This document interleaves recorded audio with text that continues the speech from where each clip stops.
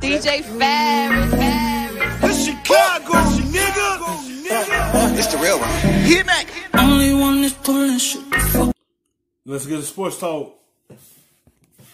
And here's where it's amazing. You've got the Chiefs at minus 1,800, then the Ravens at minus 1,000, again, meaning you got to bet 1,000 to win 100. After that, it drops dramatically.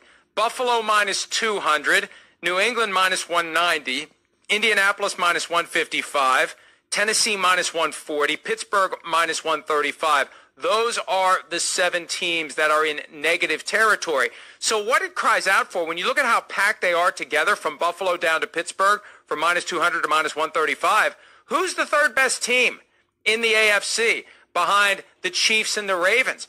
I don't know that I can tell you, Chris.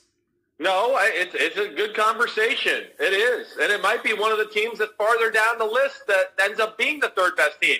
You know, you mentioned those 7, and then the next 3 teams on the list are the Browns, the Houston Texans, and the Los Angeles Chargers, where I want to say, whoa, watch out for them. That's a good bet. You can win some money there. But I think ultimately, Mike, if you make me pick who the third best team is in the AFC right now, you know, I'm going to go it's between Tennessee or Buffalo. I'm going to look at them right now. And you know, Tennessee. Because Tennessee, they lost Cochran, but they replaced him with a rookie. They filled that hole right away. They still had Henry, and they still had Tannehill. They still had everything intact. They still had Brown. They still had Davis. So everything is still there. They already know who their identity is. They already know their run team. And Buffalo, they got Diggs, they got Brown, they got Beasley, they got Singletary. And Josh Allen, they surround him with pieces to be successful. Help Buffalo win that division because it's open now. New England is not going to be the same team. So everything is open for them to take the ring of the division. Everything's open now. And that's up to them to take care of it.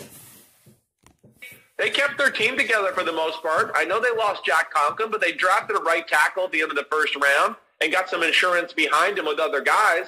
You know, so I still look at them as a team to be reckoned with the way Tannehill played in that running game, and I think that defense has gotten better this offseason. But I think Buffalo would probably be the team that I look at to be the third best right now. That would be the leader in the clubhouse for me. I like your point on the Chargers, though. They're at plus 175. There are 3 teams just on the other side of the 7 that are in negative territory where you have to wager more than you can win, where you win more than you wager. The Browns plus 130. The Texans at plus 150, and then the Chargers at plus 175. And I kind of like the Chargers at plus 175. If there's going to be 7 teams in the AFC postseason field, that's 3. They got Tyrod Taylor, who's a game manager, take care of the football. They still have Williams. They still have Keenan Allen, Henry. So they still have a good offense. And they have a solid defense. James coming back. So everything is still in place for the Chargers. They still have the same team from last year. So everything is still attached. You know, it's just up to them to get back to that point they went 12-4 the year before. Because they still have a good team. Wild card spots, that's, you know, the 3 second-place teams, unless a third-place team gets in from one of the divisions, which is possible but not likely. I could see the Chargers finishing second in the division and being good enough to get a wild card berth over the second-place team in, say, the AFC South, Chris. I'm with you. I wouldn't be shocked. I mean, yeah, the Chargers, you know, again, top 5 defense last year. That's only going to be better this year with the draft pick and Kenneth Murray and Derwin James being back healthy.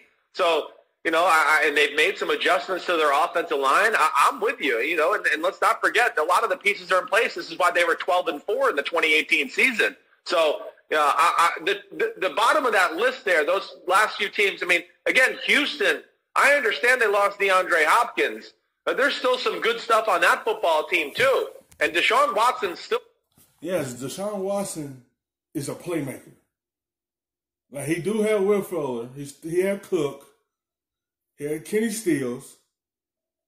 He he got Johnson, and he's healthy.